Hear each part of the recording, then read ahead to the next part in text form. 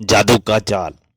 इसके पिछले भागों में आपने पढ़ा कि राजकुमार वीर चंद्रगुप्त जनता द्वारा राजा के चुनाव में हारने पर गुस्सा हो जाता है और करकट को जगाने की बात कहकर निकल जाता है।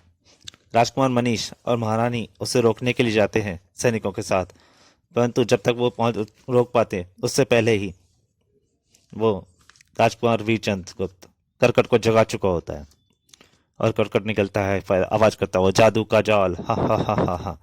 उसके उससे और सैनिकों के ऊपर हमला कर देता है। अब उसके आगे भिन भिन भिन भिन करती हुई बहुत सारी मक्खियां एकदम निकल पड़ती हैं। जादू का जाल, भिन भिन भिन, ओह इतने सारे जहरीले कीट, भागो भागो भागो।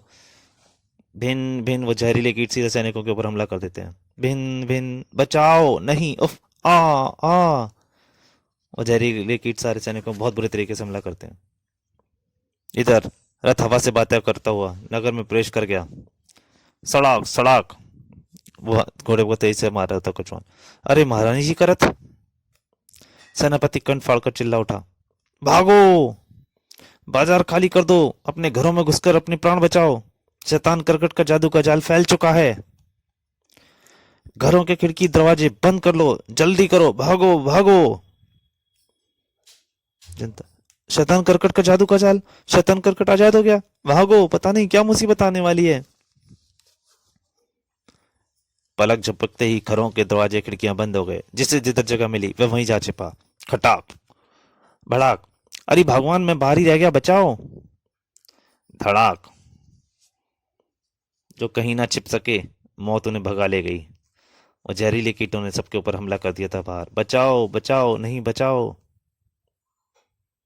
जबकि द्रुत गति वेग से दौड़ता रथ महल में प्रवेश कर गया। महल के खिड़की दरवाजे बंद कर दो।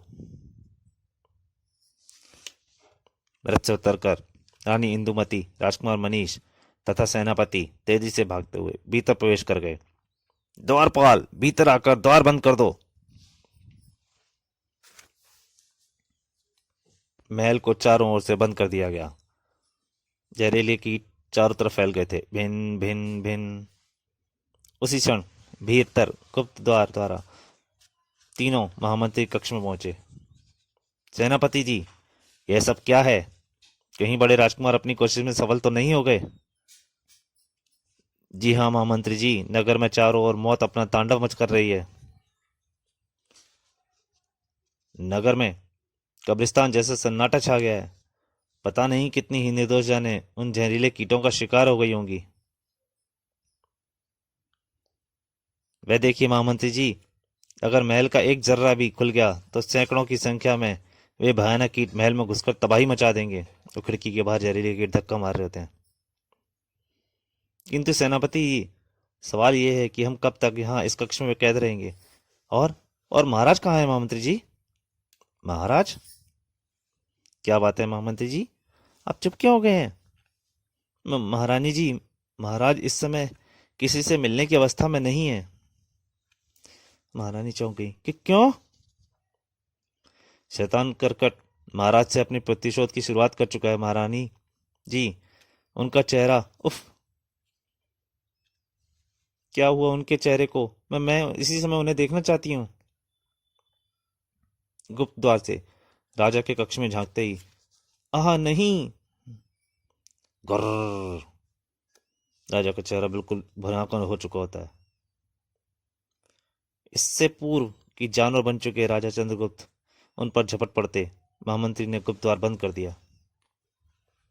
उफ, नहीं नहीं, हे प्रभु, यह हमें हमारे किन पापों का दंड दे रहा है तू? सब्र से काम लो माँ। माँ तुम फिक्र मत करो माँ, यह सब बड़े भैया के कारण हुआ है। ईर्ष्या के अग्नि में जलकर भैया इतना नीचे गिर जाएंगे, यह मैंने कभी नहीं सोचा था। आह! सब तरफ कीट ही कीट फैले होते हैं, जहरीले। मुझे आपके इन आंसुओं की कसम माँ, मैं बड़े भैया को दंड दूंगा। लेकिन कैसे? अब शैतान करकट उसका साथ दे रहा है। तुम जानते हो कि शैतान करकट ने स्वयं चिल्ला चिल्ला कर कहा था कि जो कोई भी मुझे इस कैद से मुक्त कराएगा वह उसका दास हो जाएगा। सहसा सेनापति बड़बड़ उठा, तिलसिम देव! सब एक साथ बोले, तिलसिम देव? इस समय हमारी मदद केवल तिलसिम देव कर सकते हैं। तिलसिम देव, हम समझे नहीं, कौन है ये तिलसिम देव? जानने वाले उनके विषय में केवल इतना जानते हैं कि तिलसिम देव ईश्वर का ही एक रूप है। पृथ्वी पर मानवता की रक्षा के लिए उन्होंने अवतार लिया है। तो दोस्तों, जादू के जाल का ये भाग यहीं तक समाप्त होता है। इसके अगले भाग के लिए जल्दी ही हाजिर होऊंगा। तब तक के लिए नमस्कार।